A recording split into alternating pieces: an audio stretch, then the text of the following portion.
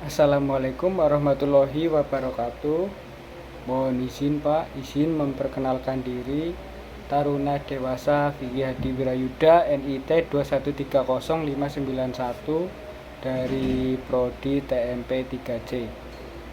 Di sini saya akan menjelaskan penjelasan terkait dengan alur dinasan masinis dari mulai awal sampai akhir dinasan. Langsung saja saya akan menjelaskan penjelasan tersebut.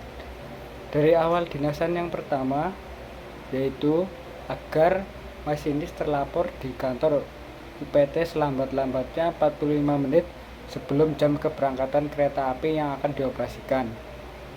Lalu, yang kedua, melihat dan memastikan jadwal dinasan sebagai masinis dan asisten masinis.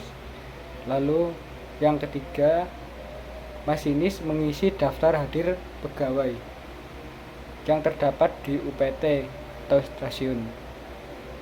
Yang keempat, yaitu melihat, membaca, dan memahami pengumuman dan instruksi yang terpampang pada papan pengumuman di kantor UPT kereta api yang meliputi A. Peraturan instruksi yang berkaitan dengan operasi perjalanan kereta api. Lalu B. Yaitu ada peraturan lainnya yang berkaitan dengan operasi perjalanan kereta api. Lalu yang kelima, melaksanakan pemeriksaan kesehatan serta asesmen singkat dan menerima surat keterangan sehat, dan apabila hasil pemeriksaan kesehatan dinyatakan tidak layak jalan, maka awak kereta api digantikan dengan awak kereta api cadangan. Yang keenam, masinis dan asisten masinis wajib menunjukkan kepada penyelia dengan kelengkapan sebagai berikut, yaitu terdapat yang pertama tanda kecakapan O62, O64 dan sertifikat ASP. Yang kedua yaitu surat keterangan kesehatan. Lalu yang ketiga ada jam, suling huruf dan senter. Yang keempat yaitu handphone dalam keadaan off jika membawa. Lalu yang ketujuh atau selanjutnya, masinis dan asisten masinis wajib mengikuti asesmen singkat. Asesmen singkat ini meliputi wawancara, lalu tes tunjuk sebut semboyan sesuai dengan yang dijalani, lalu menandatangani surat dinas. Lalu yang kedelapan, apabila hasil asesmen atau wawancara singkat tersebut tidak memenuhi persyaratan, maka awak kereta api digantikan dengan awak kereta api cadangan. Lalu yang kesembilan, yaitu setelah dinyatakan memenuhi syarat, maka JPKA akan memberikan tabel kereta api atau O100 dan surat perintah perjalanan dinas. Lalu yang ke-10, JPKA atau penyelia memberikan tabel kereta api atau O100 untuk O93 atau permintaan kereta api penolong, dan O94 yaitu untuk pemberitahuan tentang peristiwa luar biasa.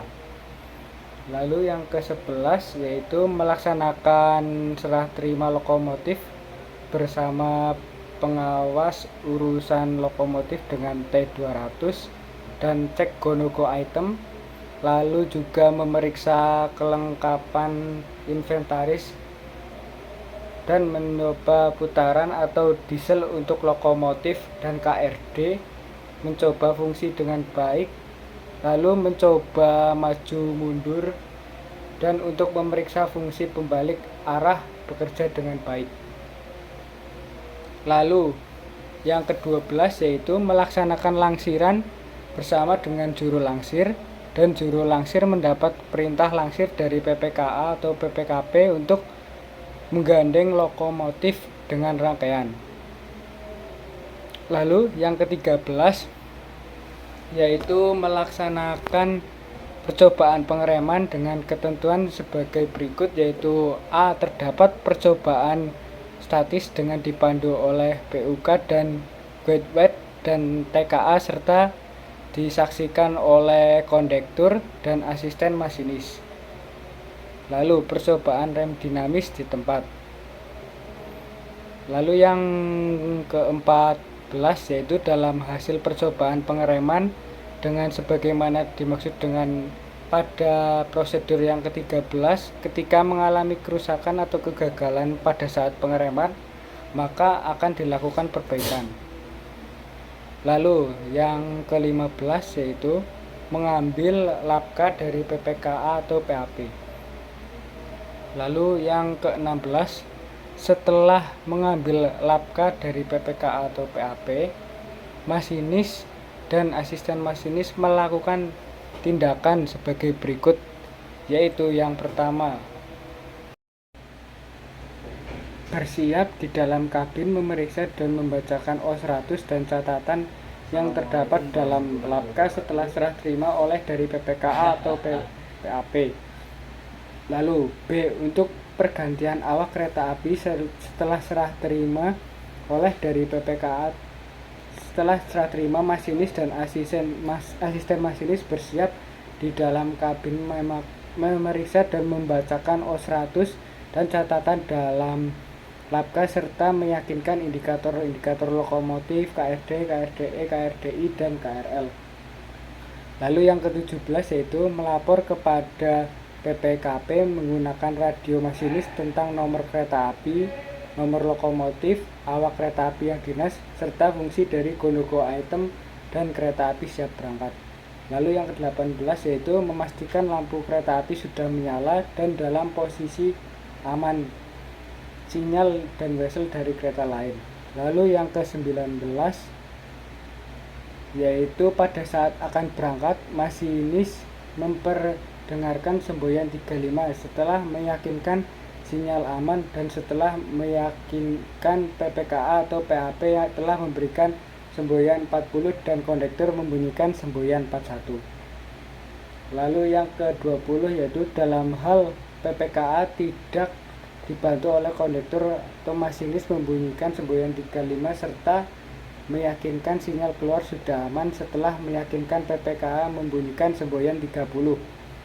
Lalu yang ke-21 yaitu melakukan percobaan rem dinamis sebelum kereta api meninggalkan emplasemen stasiun dan memastikan bahwa fungsi pengereman berjalan dengan baik.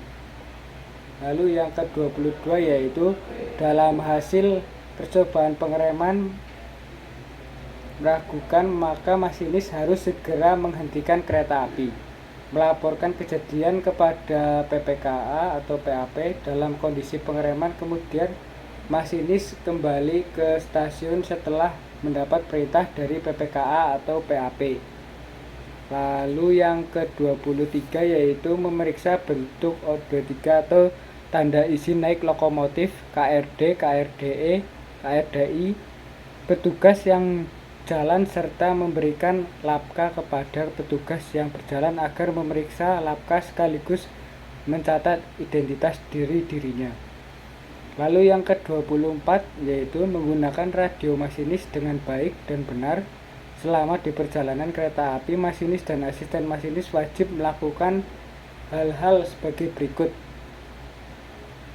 yaitu pertama, masinis dan asisten masinis harus selalu fokus melihat sinyal dan semboyan dan aktif melakukan tunjuk sebut semboyan dengan ketentuan sebagai berikut.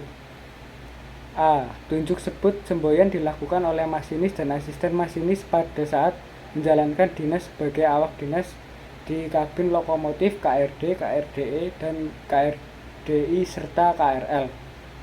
Lalu B. Pada saat pandangan masinis tidak terdapat semboyan dengan jelas, maka tunjuk sebut dilakukan oleh asisten masinis setelah melihat aspek kedudukan semboyan yang dimaksud, kemudian dibilang lengkap oleh masinis yang mendengarkan, diikuti dengan pengucapan sesuai dengan makna semboyan dari tersebut.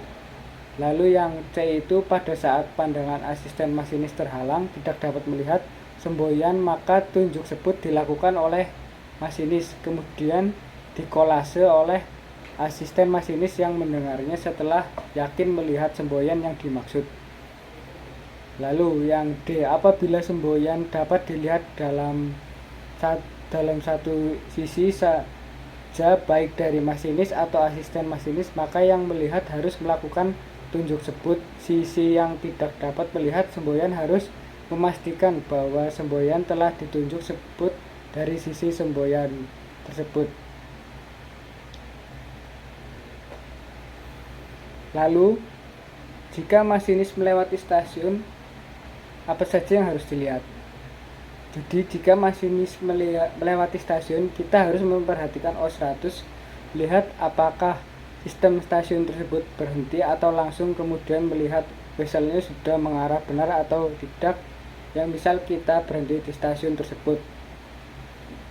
Lalu hal apa yang perlu diperhatikan apabila masinis melewati stasiun? Memastikan bahwa semboyan 1 PPKA atau PAP. Lalu ada masinis harus memperdengarkan lintas saat apa saja.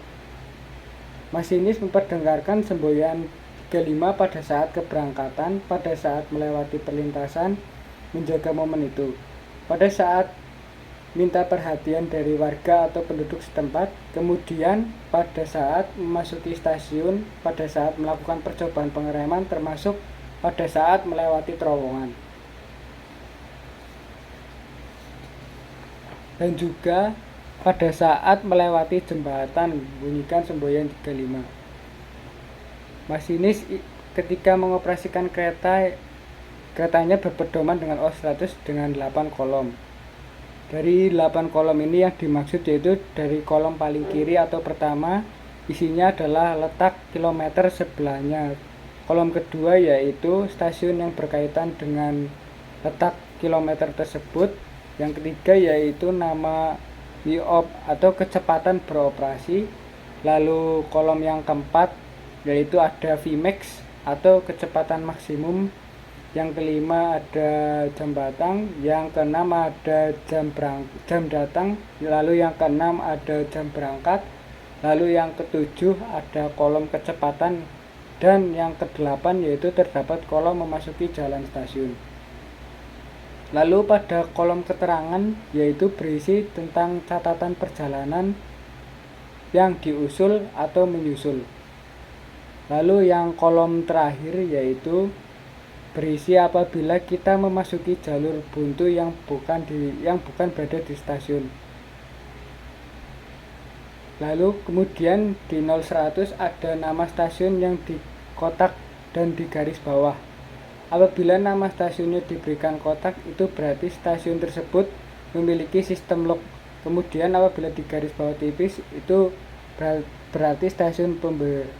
Dan apabila garis bawah tebal, maka stasiun tersebut terdapat depo lokomotif. Saat masinis dan asisten masinis berdinas, ternyata keretanya mengalami gangguan, misalnya lokomotifnya tidak bisa berjalan lagi. Tindakan apa yang perlu dilakukan dari sini yaitu pada saat lokomotif mengalami gangguan di lintas, pertama kita harus menghubungi PPKP, meminta arahan apabila memerlukan lokomotif penolong atau kereta penolong, kita sampaikan ke PPKP. Kemudian apabila berhenti lebih dari 5 menit, asisten masinis memasang semboyan 3 di depan dan di belakang rangkaian masing-masing jarak 100 meter. Untuk permintaan kereta penolong, dokumen apa saja yang perlu diisi? Dari sini yaitu dokumen yang perlu diisi yaitu masinis atau asisten masinis mengisi dokumen atau semboyan 34 yaitu permintaan kereta penolong. Bentuk S3 diserahkan ke siapa? Bentuk ini diserahkan di stasiun awal yang datang berikutnya. Jika masinis mengoperasikan di lintas kemudian mengalami rintangan jalan, mau tidak mau kereta api harus berhenti. Lalu tindakan apa yang perlu dilakukan oleh masinis? Dari sini maka masinis menghentikan kereta api dengan suling BLB atau berhenti luar biasa. Kemudian melaporkan kepada PPKP mengenai sifat berhentinya, mengisi O94 tentang peristiwa luar biasa. Ketika kereta sudah teratasi, lintasan sudah aman, apa saja yang harus dilakukan oleh masinis. Jadi ketika lintasan yang tadi mengalami rintangan jalan sudah aman, sudah bersih, kita melapor pada BPKA dulu diizinkan atau tidak. Kemudian apabila diizinkan, kemudian masinis bertanya apakah ada taspat di lintasan tersebut.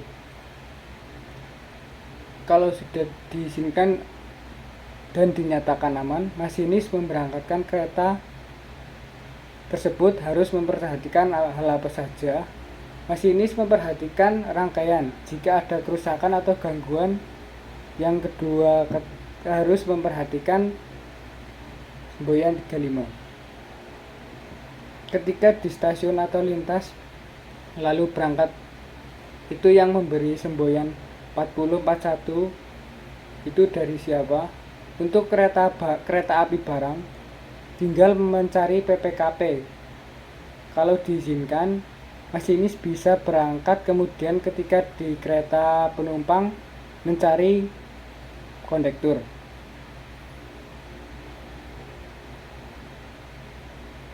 Kalau masinis sudah selesai, lalu berganti dinasan dengan masinis yang lain. Jadi bagaimana caranya? Yaitu menyerahkan lokomotif beserta T200 kepada masinis pengganti dan menyerahkan lembar serah terima dinasan pada masinis baru.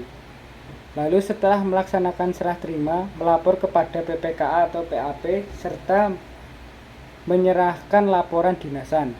Lalu setelah itu melapor dan menyerahkan Lapka O100 untuk diperiksa dan diberikan catatan, kemudian menyampaikan secara langsung kejadian luar biasa dalam menjalankan dinas. Kemudian Lapka dan masinis serta asisten masinis setelah itu penyelia mencatat akhir dari dinasan. Selanjutnya masinis bisa beristirahat di mes. Masinis beristirahat itu minimal 6-8 jam. Kemudian masinis akhir dinasan di stasiun akhir yang pertama itu menyerahkan lokomotif dan dokumen T200 dan menyampaikan kejadian teknis lokomotif dan kejadian luar biasa dalam menjalankan dinas pada pengawas lokomotif. Lalu yang kedua yaitu melapor kepada tim PAP, kemudian melapor kepada penyelia serta memberikan Lapka untuk diperiksa, lalu menyampaikan secara lisan kejadian luar biasa selama menjalankan dinas, kemudian penyelia mencatat dalam laporan akhir. Kemudian masinis juga melakukan percobaan rem dinamis. Itu kapan saja. Jadi percobaan rem dinamis pada saat kereta api berangkat sebelum kereta api meninggalkan stasiun, lanjutnya pada saat dilintas 30 menit sekali.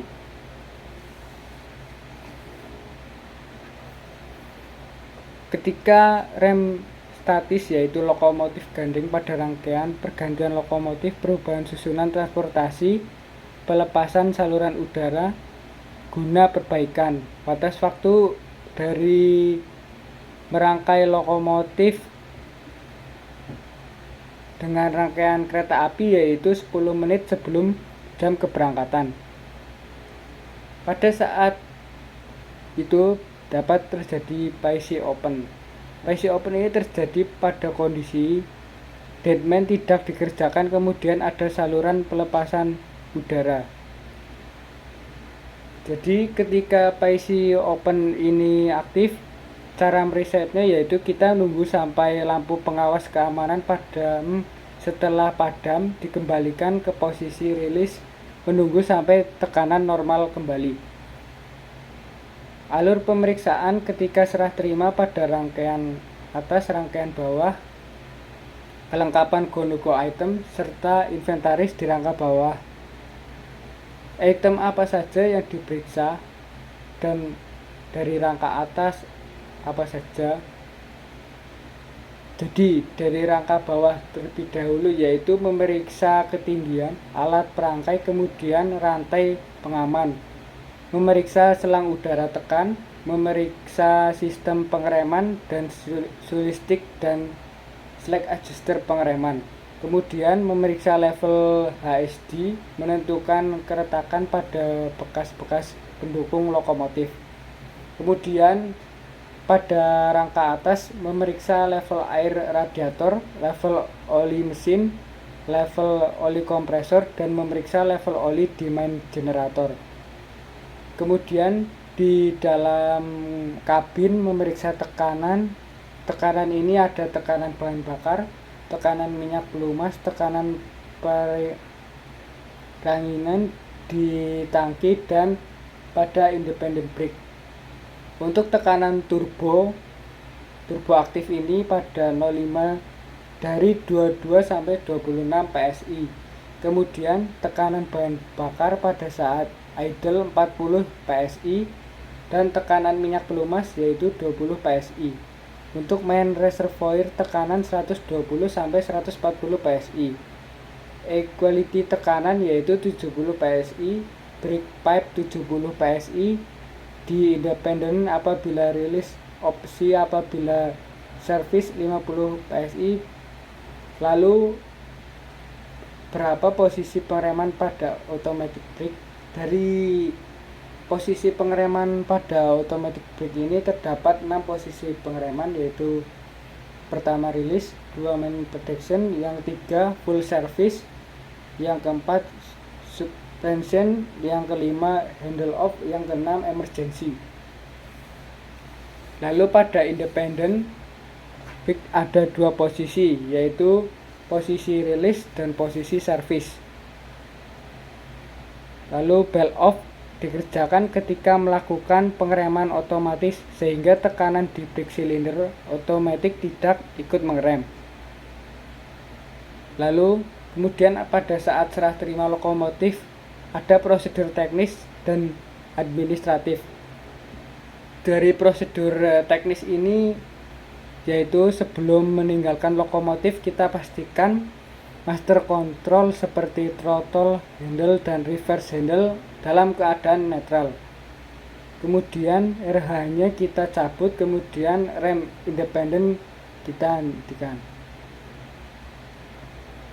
Lalu siapa yang mengambil lapka ketika lokomotif sudah dirangkaikan? Ketika lokomotif sudah dirangkaikan, pihak yang mengambil lapka adalah dari asisten masinis dan masinis. Memeriksa putaran motor diesel, mencoba pengereman, dan ketika masinis kehilangan lapka di perjalanan melapor pada PPKP mengenai permasalahan tersebut. Kemudian berhenti luar biasa pada awal stasiun berikutnya. Di lapka yang perlu diperiksa yaitu